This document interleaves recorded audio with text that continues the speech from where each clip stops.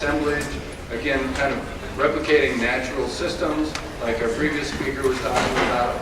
And these communities, native plant communities, are much more hardy and will do great in these sites once established. So the idea is, let's think long-term savings here. Now, some other reasons why native plants are a great resource for these BMPs. Wildlife habitat. Surface roughness is an important aspect. If you look at these two swales, you can imagine the flume on the left. Water is going to run down that pretty quickly, whereas a similarly situated site that's fully vegetated, water goes slow. It gives it a chance to infiltrate, gives it a chance to process, and if nothing else, it slows it down from entering our creeks, our streams, and waterways, and giving us a little bit of flood retention. Here's another site where you might think, okay, on the left, this is kind of could be a standard stormwater detention facility. Well, this is a wetland complex that once the species were developed, you can just see that there's a lot more retention of the water. There's water processing going on. Deep roots of native species. Again, I'm probably preaching to the choir here for a little bit, but you know, native species are, for the most part, prairie adapted plants that will put down really deep. This helps condition our soil, replaces organic matter, increases water infiltration, and again, this all really helps for water quality. One thing I love about this slide is the fescue turf on the left versus the buffalo grass on the right. I mean, what an amazing difference. And how many of our stormwater BMPs are full of cool season turf grasses that we could get buffalo grass or similar natives in there that would give that root structure and provide these benefits. Also, if you're talking about assemblages of native communities, you know, they have more biomass, create more water uptake. Again, that's storage. Nutrient delay, nutrient removal. You know, nitrogen and phosphorus gets pulled into these plants. It's utilized by these plants. Sure, they might die and return to the water eventually, but a lot of times this happens during periods of the year when nutrients aren't as big of a problem. In the wintertime, they might decompose early in the spring, so it delays that nutrient flow. And also, there's no reason you can't mow and hay these areas and literally remove that nutrient from the system entirely. Use it as compost somewhere. And you know, this is more of a personal aesthetic, but I think they just look better. They have a fuller look, again, in these assemblages. There's no reason you can't do more, you know, standard kind of traditional landscaping with native species. That works just fine too. But these assemblages of natives, once established, have that weed competition. They look good. They look full. So to wrap up, you know, my case for natives, when should you use it on a stormwater system? Well, that's easy. Anytime you have plants. There's no reason not to use them. Retention cells, rain gardens, bioswales, stormwater wetlands, even grass filter strips can be great places for native species. So I would ask the question, when shouldn't you be using them? All right, here's a couple examples of some stormwater BMPs where natives are being successfully employed. Here's a mid-sized rain garden. It's taken the water from two residential roofs, and you know, it becomes established. And you know, sure, it's got kind of a wild look, and you know that this isn't maybe belong in all places, but you can manage that. You can manage that. You can get a maintenance regime in place where the wildness is tempered. But hey, in my backyard, I'd love to have something like this. All right, so another more kind of physical extreme where we've successfully implemented native plants. This is a wet swale with drop structures, huge erosion potential and flow potential. There's no reason we can't establish natives here, and we have. Bioretention cells, getting water off of parking lots and lawn, and probably has fertilizer and pesticides on it. Again, we can establish native plants here and have. So take the long view. A little extra work early on in your design and in your maintenance of those first few years, and you get big long-term savings. You get improved quality of water, and of course that's the big long-term savings that we're looking at here. You also get improved performance of your BMP because you're getting more of those benefits from the species than you would in just a vegetated swale or a gravel swale. Maintenance costs in the long run are lower. In the short term, you've got to put a little bit extra effort into it. But over the 3+ years, your maintenance will go down significantly. So let's jump in. I've talked about native species. Hopefully I've sold you on it. I've got a lot of stuff to consider in the next few slides, some planning, design, maintenance. There's a lot of factors here. So I just want to take a step back, take a breath, and think about it like flossing. Everybody knows they should floss, and most people don't, and everybody's got their reasons why they don't like to floss and whatever, But really, it's not that hard, and it's really beneficial. And once you get into the habit of flossing, it's really actually pretty easy. You just got to get in the habit, got to get used to doing it. And this is the same thing. Establishing, if you work with stormwater BMPs, once you get used to implementing native plants as a solution there, it becomes easy. It becomes second nature because really most of us, we don't work on a huge variety of things. So if you focus on it, you start to get familiar with some species that you can throw in your design, and you get familiar with the kind of maintenance requirements that are needed and the things to watch out for, and it becomes easy. It becomes second nature. All right, so quick word or two on planning. Early on, when you're thinking about doing BMP work, if your site is small, and of course BMPs can cover huge, you could be talking a couple 100 square foot rain garden all the way up to a multiple acre retention basin. So when you're thinking small, plan on putting a little extra effort into the appearance. What you want a grass flower assemblage, is it going to be sedge heavy? Do you want it to have bloom times that range the entire season so that people walking by on a trail or sitting in the backyard are going to always have blooms? And think about maintenance. What are the expectations and for how this is going to look? And make sure that you're ready to make that happen maintenance-wise. Because again, with these species, you got to put a little extra effort in up front to make that savings in the long run. And of course, there's landscape context. How does it fit into the larger landscape? Now, in larger BMPs, you need to focus on function. You might need to get into a little bit of engineering. You need to be aware of your hydrology. You don't want to be flooding out your plants, and you don't want to put a bunch of plants that don't do well in arid spaces in a stormwater site that's going to draw down and be dry most of the year. So you got to be ready for that.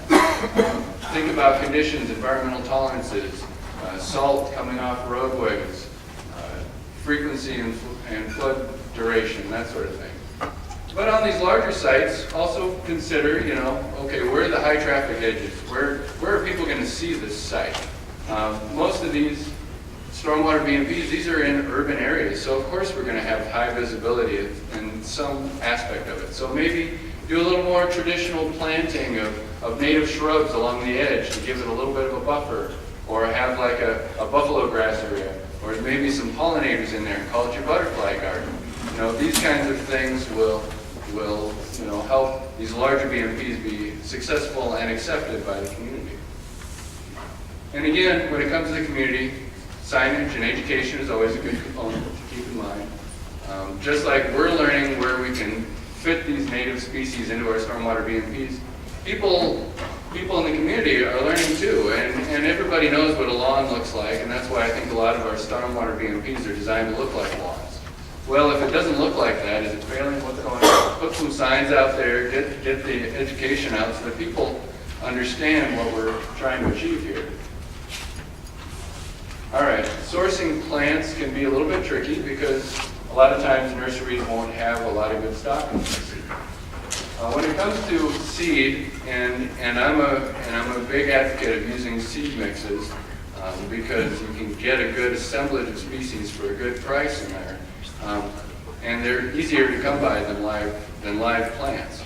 So with seeds, you got to find a good, reputable, established supplier. Make sure that they have fresh seed, and you know, there's a lot of good businesses that cater to the egg community out there that can provide native seed. But if it's a bag that's been sitting in the back of the shed for 3 years, you don't want to waste your time on that. And you know, and think about where it's coming from. You can get native seed from the East Coast, and so you got to be careful. Again, a reputable supplier can sell you that, but you can open up a magazine and get all sorts of native, you know, stuff that isn't really local, and you want something as local as possible. When it comes to using live plants, if you use plugs are really small. They come in containers that are about the size of my pinky, and they're really easy to plant and they're really easy to kill. So you want to grow them up. We've got some arrowhead here that we're growing before putting it in the ground.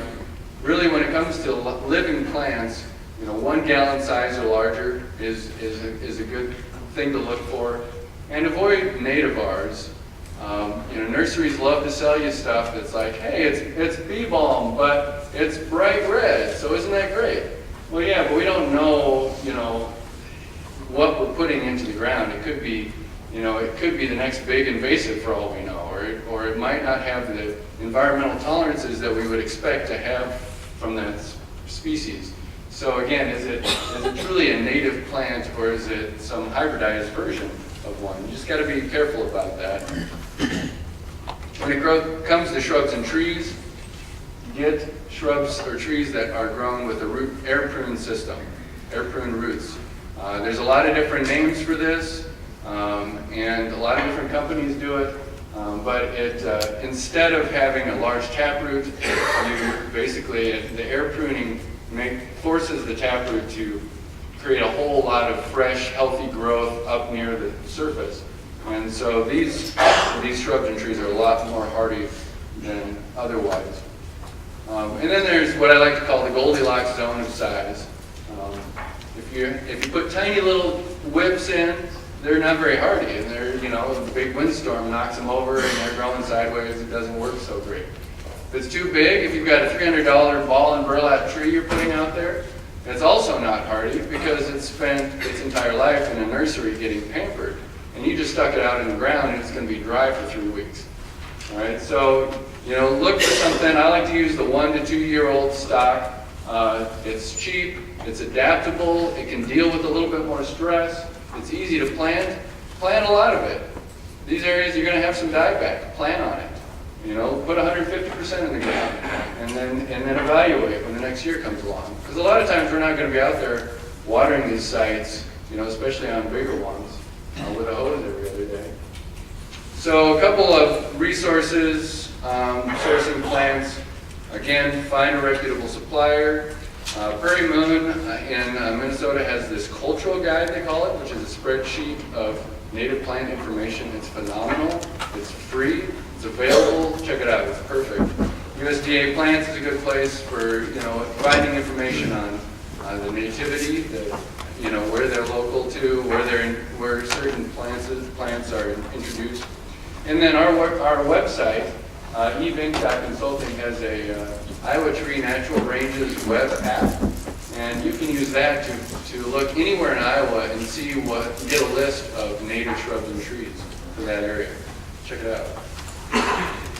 All right, so when it comes to design, a few considerations. You know, I could have a full day workshop on design, of course, so I'm just blowing through this stuff just to kind of get you thinking about it.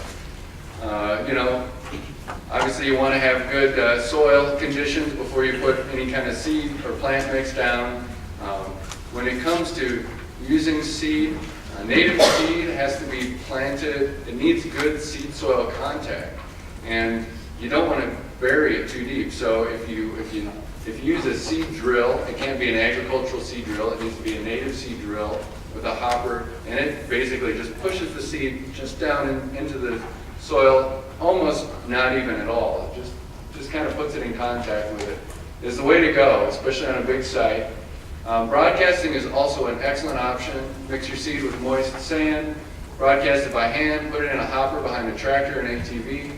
And what we found is that that seed will grow, especially if it's dormant. It can work into the soil over the wintertime. But if you have a roller that you can come behind and just kind of push it into the ground, you'll have much better results with the growth of that seed. Think about nurse crops. We like to use seed oats during the summertime, or winter wheat, or dormant plantings.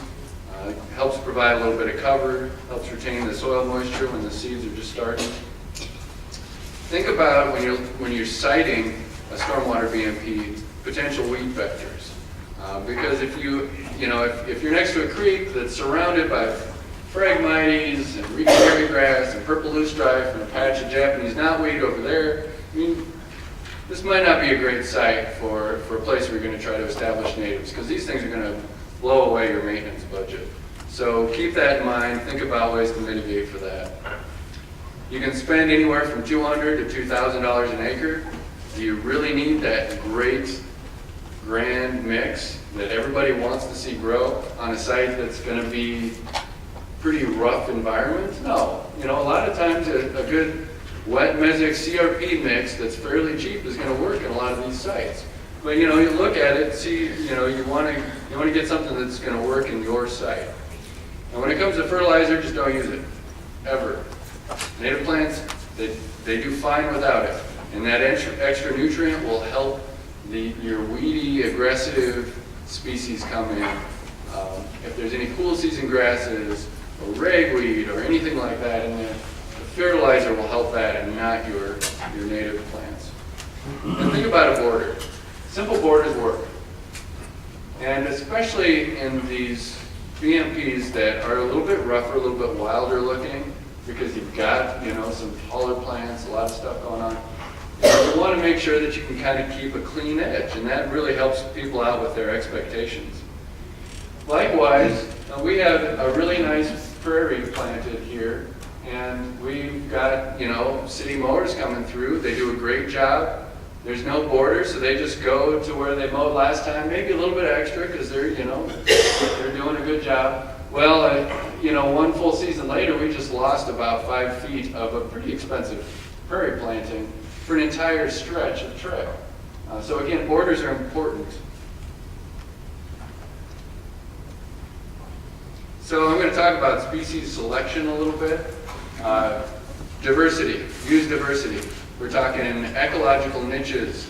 Try to get those filled so that this community is a healthier, stronger community. Think about appearance. There's a lot that can go into that. What are you expecting to get from this site? And environmental tolerances.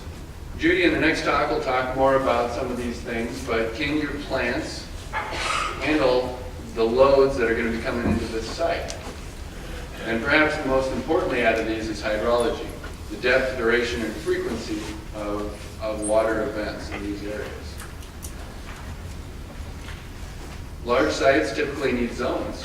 If you think about a dry detention basin that might fill up 3 to 5 feet during a big rain event and then dry out, all right? Zones can help you manage that, and I'll talk a little bit more in the next slide. Wetland status indicator is a great resource. Most of these plants have this. It's provided by the Fish and Wildlife Service. On small sites, as a rule of thumb, you don't want obligate or upland plants. I'm going to explain. Obligate is plants that pretty much grow out of standing water all the time. Upland plants are going to be your dry, arid plants. And in stormwater BMPs, of course, you're going to have flushes of water. They're going to be saturated for periods of time, but a lot of times they dry out within 12 to 24 hours. And so then you have a dry period. So we've got to have a little bit of flood tolerance, a lot of drought tolerance, and a lot of these BMPs. So generally the facultative plants do the best in that situation. Again, zones. If you think of this site as, it could be one big flat detention basin. Well, instead, what we've done here is we've identified areas where we can plan to have consistent standing water. And actually, Judy's going to talk a lot more about this site in the next presentation. Now we've got fluctuation zones on the edge and freeboard zones that can manage our high water events. And you can put your planting plan accordingly to put correct and appropriate plants in each zone. This is an excellent resource. I want to call it out to all of your attention if you're interested in any of this stuff, especially when it comes to native plant tolerances of these things. Great resource. So a few other considerations. Seeds won't grow and stay in water. You need to design a bypass. Can you take it offline? Are control structures appropriate? And design for adaptive plantings. I'll talk a little bit more about that in our case study. Of course, you want to be aware of slopes and seed movement. Do we need the hydromulch? Do we need erosion control blankets or other features on your site? You don't want to wash them down over your seed, over your plants you put in. And design for maintenance. If you need to mow it regularly, make it accessible to a mower. And this is for you engineers out there. When SUDAS is our statewide urban design and specifications manual, it calls for type 2 cool season seed used when you need to stabilize urban areas. That's a nightmare when it comes to native plant establishment, because these cool season grasses will rush into your planting and take over and grow before the warm season natives can get firmly established. So you just got to be aware of it. Again, SUDAS also recommends fertilizer in most, if not all, of these places, so you just got to be aware this can be a problem. Fertilizer will make it harder for the native plants to actually get established because they'll have higher trouble. And likewise, be aware of good-natured contractors. I'm a contractor, I'm one of them, that have seed in their back pocket. I've worked on a lot of sites where any contractor that's going to do any kind of grading, digging, any kind of disturbance is throwing seed down behind them to stabilize that site. And they're saving everybody a lot of trouble by making sure that that's not a SWIP problem, that site's getting stabilized. They're probably using that type 2 cool season mix. And they might be using an older version that has bird's foot trefoil on it, which is even worse. All right, so as a quick case study here, this is Coralville. Coral Ridge Mall is I believe it's still the second largest mall in the state. And its roofs and parking lot essentially make up the watershed that feeds into a drainage straight down into Clear Creek. There's an outlet and a 1,700-foot linear ditch. It's a vegetated ditch that basically shoots that water straight down into the creek. So what we want to do is create a stormwater wetland that took some of that water and managed it in a better way. So we'll zoom in on this area. And again, here's where the typical flow down into our creek would occur and you could just imagine all that water hitting the mall would just rush down into that stream. So what we did is create a bypass structure that pushes the normal flow through a wetland system where it can disperse and infiltrate and and feed all sorts of plants and before it returns to the creek. And honestly, I think I made this arrow on the bottom going into the creek a little too big because you never really see it flowing back in. It's all pretty much infiltrated by that time. And what's great about this site too is that we utilize the ditch so that if there's big events, really big events, we don't have it blowing through our system and creating scour and whatever else. So they can still bypass, the big events can still bypass. But the majority of our water that flows off that mall is getting treated in this area. So we've got zones in this area. We've got kind of an emergent ponded zone with some flow in the middle where you might have one type of planting. And we've got fluctuations. We've got a wet prairie and a forested floodplain area along the edges where we have some fluctuation and where we generally have continuous saturation. And then we've got a prairie buffer that's along the trail to the south there, and there's a parking lot to the north where all the tailgaters for the Hawkeyes come. And this is our buffer zone where we've got a nicer prairie mix with a lot of flowers blooming, and it provides an area for that trash from our tailgaters to collect before it makes it down into the wetland. So here's a picture of the site graded. You can see the zones. Doing a little seed bed preparation, make sure it's ready for our seed. We broadcast seed on there and put oats in it to stabilize and to grow, create a nurse crop. We also use on this site straw to crimp straw in with light disking, and this again helps to kind of keep everything in place until that seed can get established. And we've got stabilization here with some green up and fully vegetated after, this was a couple of years into it because we have the trees in there. So on this site, we used an adaptive planting plan. We used 3 seed mixes. One for a kind of a general hydric mix that went throughout the entire site. We had a sedge-only custom mix that we put in the wetter areas where we tended to have longer periods of saturation. And then we used that buffer mix, that more high-dollar prairie mix along the edges to get those forms in. And typically on a site like this, we'll delay planting the trees for a year, just to make sure that the hydrology is good and that we're not going to drown out all of our trees. We've got a good diversity of trees in here, but if the site is just a little bit wetter than we think, well, they're gonna die. So maybe we need to go out there and put some little islands or humps or berms in there because we really want to have that kind of forest component. And this side we didn't need to. All right, so real quickly, a couple of things to keep in mind. Early priorities on these sites. We want to encourage root growth. These are perennials. They take the first couple of years to put roots down. You want to increase available sun. You want to reduce weed competition. And likewise, manage disturbance.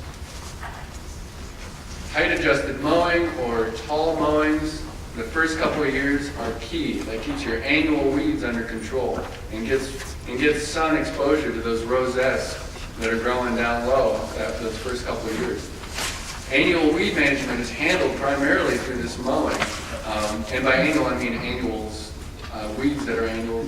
Perennial plants that are weeds, those are the ones you need to identify early and hammer on. Because if you've got Phragmites out there, you need to kill it right away. And it'll pop up anywhere. It could have come in on construction equipment, you don't know. And likewise, sweep all equipment. Have your contractors sweep all their equipment. That mower might have just been mowing down a patch of Canada thistle combined with sweet grass or sweet clover and Lord knows what else. And it's driving right into your site. So make sure that they are out there sweeping that equipment off before they go into your native planting. Erosion inspection is key, and manage expectations. The first couple of years, again, you want to keep the site mowed tall so that those perennials can grow. And people think, well, I thought you were putting a butterfly garden out here. But in fact, it's this big, kind of a tall, weedy mess. Well, that's just, it takes a couple of years to get established. And again, don't use fertilizer. Burning is a great resource. These are fire-adapted species. Otherwise, you can always get out there and mow it and rake it off. Here's a smaller site. On a bigger site, again, a dormant mow can be really beneficial. If you've got a site where saplings from willows and silver maples and cottonwoods are coming in and overrunning a site, a dormant mow each year is a cheap way to keep that under control if you can't do it. And with that, here's the resources I mentioned earlier. If you didn't get a chance to copy those. And I probably don't have any time for questions, but I appreciate you listening to my talk.